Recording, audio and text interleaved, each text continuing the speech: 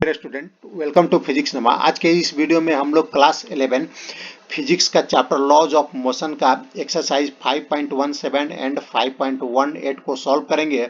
यह exercise NCERT class 11 के book से लिया गया है। तो आइए हम लोग सबसे पहले एक्सरसाइज 5.17 को सॉल्व करते हैं।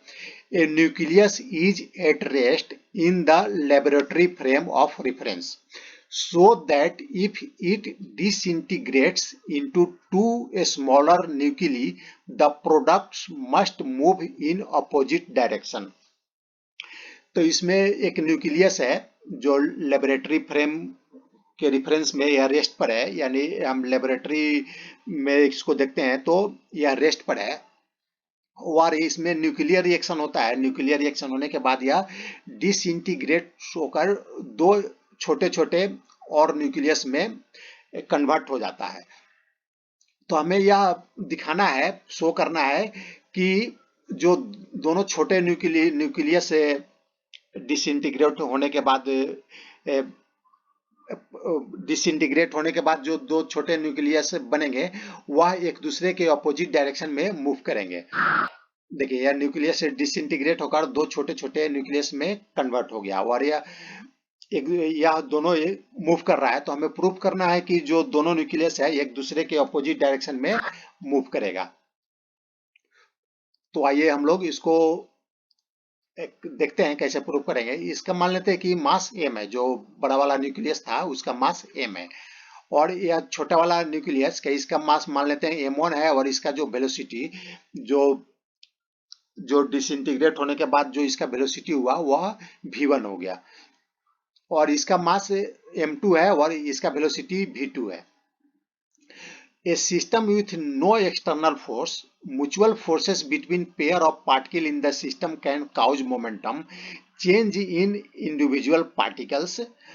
अगर कोई किसी सिस्टम पर एक्सटर्नल फोर्स नहीं लग रहा है तो जो म्यूचुअल फोर्सेस है एक दूसरे पर जो कि मान लीजिए यह दो पेयर हो गया, एक पेयर हो गया यह, तो इस पर जो म्यूचुअल फोर्सेस लगेंगे जिसके कारण इसका मोमेंटम होगा कुछ और इसका मोमेंटम होगा कुछ, तो यह एक दूसरे के मोमेंटम को कैंसिल कर देंगे।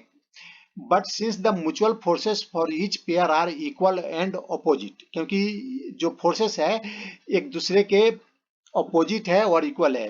क्यों? यह जो पार्टिकल है इस पर जितना फोर्स लगाएगा न्यूटन के थर्ड लॉ के अनुसार यह भी उस पर उतना ही फोर्स लगाएगा लेकिन अपोजिट डायरेक्शन में लगाएगा। तो क्या हो गया, मोमेंटम जो मास और वेलोसिटी का प्रोडक्ट होता है वह एक दूसरे को कैंसिल कर देगा and the total momentum remains unchange. तो जो टोटल मोमेंटम है इंटरनल फोर्सेस के कारण वह चेंज नहीं होगा। This fact is known as law of conservation of momentum. तो इस फैक्ट को हम लोग law of conservation of momentum बोलते हैं और यह हम law of conservation of momentum को यहाँ पर अप्लाई करके प्रूफ करेंगे। तो देखिए, इसका जो इनिशियल मोमेंटम है यह क्योंकि लेबोरेटरी फ्रेम ऑफ रेफरेंस में यह रेस्ट पर है तो इसका जो मोमेंटम इनिशियल मोमेंटम होगा वह क्या होगा, जीरो होगा, क्योंकि मोमेंटम क्या होता है, मास और वेलोसिटी के प्रोडक्ट के इक्वल होता है। तो यहाँ पर वेलोसिटी जीरो है तो मोमेंटम भी जीरो हो जाएगा। अब हम total linear momentum of the system after disintegration, यानी अब डिसइंटीग्रेशन होने के बाद टोटल लिनियर मोमेंटम निकालते हैं, जिसे ये दोनों का मोमेंटम निकाल कर ऐड कर देंगे तो हमें टोटल लिनियर मोमेंटम मालूम चल जाएगा। तो इसका हो जाएगा मोमेंटम क्या होगा, मास m1 और v1 का प्रोडक्ट के इक्वल होगा। तो m1 v1 प्लस इसका हो जाएगा m2 v2। तो total linear momentum after disintegration हो गया m1 v1 plus m2 v2। अब हम law of conservation of momentum को अप्लाई करेंगे तो total initial momentum equal to total final momentum, क्योंकि इस पर एक्सटर्नल फोर्स नहीं लग रहा है। यह जो दो न्यूक्लियस से जो बना वह इंटरनल फोर्सेस के कारण बना है। इसके में जो यह जो बड़ा वाला न्यूक्लियस था इसमें न्यूक्लियर रिएक्शन हुआ, जो इसका इंटरनल कॉज के कारण न्यूक्लियर रिएक्शन हुआ जिसके कारण यह दो नया न्यूक्लियस फॉर्म हुआ। तो टोटल इनिशियल मोमेंटम हो जाएगा equal to total final momentum के। इनिशियल मोमेंटम कितना है, 0 है, यह इक्वल हो गया m1 v1 plus m2 v2, और इसे हम v1 निकालेंगे तो यह आएगा minus m2 v2 divided by m1। तो देखिए जो मास है यह क्या है, स्केलर क्वांटिटी है, और वेलोसिटी है वेक्टर क्वांटिटी है। तो स्केलर क्वांटिटी का तो डायरेक्शन नहीं होता है, तो डायरेक्शन सिर्फ किसका होगा, इसमें v2 का होगा। तो v2 का जो डायरेक्शन होगा क्या, निगेटिव होगा, यानी जो v1 का डायरेक्शन होगा उसके अपोजिट डायरेक्शन में v2 का डायरेक्शन होगा। तो ये हमें प्रूफ करना था, तो इससे यह प्रूफ होता है v1 क्या हो गया, माइनस v2, v1 का जो डायरेक्शन होगा वह v2 के अपोजिट होगा। देखिए यह अब डिसइंटीग्रेट होकर दोनों एक दूसरे के अपोजिट डायरेक्शन में मूव कर रहा है। अब हम आइए एक्सरसाइज 5.18 को सॉल्व करते हैं। 2 billiards ball each of mass 0.05 kg moving in opposite direction with speed 6 meter per second collide and rebound with the same speed. What is the impulse imparted to each ball due to the other? तो इसमें दो billiards ball है और जिसका मास हमें मालूम है और वेलोसिटी भी मालूम है, और एक दूसरे के ऑपोजिट डायरेक्शन में मूव कर रहे हैं, और यह एक दूसरे से टकराने के बाद फिर ये रिबाउंड होकर यानी वापस उसी डायरेक्शन में, जिस डायरेक्शन से आ रहे थे उसी डायरेक्शन में मूव करते हैं, और जितना स्पीड से आ रहे थे उसी स्पीड से मूव कर रहे हैं, सिर्फ इनका डायरेक्शन चेंज हो रहा है, यानी वेलोसिटी का मैग्नीट्यूड सेम है। तो आइए हमें इम्पल्स निकालना है। तो इम्पल्स क्या होता है, इम्पल्स होता है चेंज इन मोमेंटम। तो हम पहले इस बॉल का मोमेंटम निकालते हैं, इम्पल्स निकालते हैं, तो इसमें चेंज इन मोमेंटम निकालेंगे। तो पहले इसको निकालने के लिए हम पहले इसका इनिशियल मोमेंटम निकालते हैं। तो इसका इनिशियल मोमेंटम क्या होगा, mv1। तो v1 इसका इनिशियल वेलोसिटी होगा।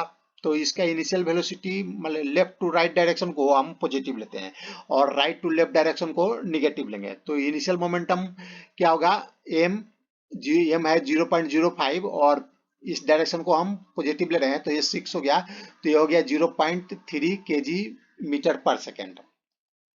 अब हम इसका फाइनल मोमेंटम निकालते हैं। तो टकराने के बाद इसका वेलोसिटी इस डायरेक्शन में हो जा रहा है, राइट टू लेफ्ट हो रहा है, तो इसमें फाइनल मोमेंटम क्या हो जाएगा, pf यानी फाइनल मोमेंटम इक्वल टू हो जाएगा 0.05 मास हो गया और मल्टीप्लाई -6 हम निगेटिव डायरेक्शन है इसके लिए वेलोसिटी निगेटिव हो जा रहा है, इसके लिए हम -6 ले रहे हैं। तो ये हो गया 0.3 kg मीटर पर सेकेंड। तब इसका हम इम्पल्स निकालते हैं। तो इम्पल्स क्या होता है, फाइनल मोमेंटम यानी pf minus P initial momentum. तो ये हो जाएगा फाइनल मोमेंटम कितना था, -0.3 kg मीटर पर सेकेंड, ये हो गया -0.3 kg मीटर पर सेकेंड, और ये माइनस सिंबल हो गया, और इनिशियल मोमेंटम कितना था, इनिशियल मोमेंटम प्लस 0.3 था, तो ये हो गया 0.3। तो इसको सॉल्व करेंगे तो ये हो जाएगा -0.6 kg मीटर पर सेकेंड, यानी इस बॉल का जो इम्पल्स हो गया -0.6 kg मीटर पर सेकेंड। अब हम सेकेंड वाले बॉल का उसी तरह इम्पल्स निकालते हैं। तो इसका भी इम्पल्स निकालते हैं। तो इसका पहले हम इनिशियल मोमेंटम निकालते हैं। तो इनिशियल मोमेंटम क्या हो गया, इसमें देखिए इनिशियल वेलोसिटी इसका राइट टू लेफ्ट डायरेक्शन में है, तो इनिशियल वेलोसिटी क्या हो जाएगा, -6 मीटर पर सेकेंड। तो इसका मोमेंटम हम निकालेंगे, इनिशियल मोमेंटम तो हो जाएगा 0.05 मल्टीप्लाई -6, तो हो जाएगा -0.3 kg मीटर पर सेकेंड। अब फाइनल मोमेंटम निकालते हैं, तो mv2 तो m 0.05 मल्टीप्लाई 6, इसमें जो left to right direction positive है, तो जो फाइनल वेलोसिटी होगा इसका 6 होगा, पॉजिटिव होगा, तो ये हो जाएगा 0.3 kg मीटर पर सेकेंड। तो अब हम इम्पल्स निकाल लेते हैं, सेकेंड बॉल का इम्पल्स क्या हो जाएगा, तो ये final momentum minus initial momentum. तो फाइनल मोमेंटम आ गया 0.3 kg मीटर पर सेकेंड माइनस और इनिशियल मोमेंटम था -0.3, तो -0.3 kg मीटर पर सेकेंड। तो ये माइनस माइनस प्लस हो जाएगा, तो ये हो जाएगा प्लस 0.6 kg मीटर पर सेकेंड। तो हम क्या देख रहे हैं कि दोनों बॉल का जो इम्पल्स है एक दूसरे के ऑपोजिट डायरेक्शन में है। The negative sign indicates that the impulse imparted to the balls are opposite in direction. दोनों का इम्पल्स का मैग्नीट्यूड सेम है, सिर्फ डायरेक्शन एक दूसरे के अपोजिट है। तो आज का यह प्रॉब्लम सॉल्व हो गया। Thanks for watching.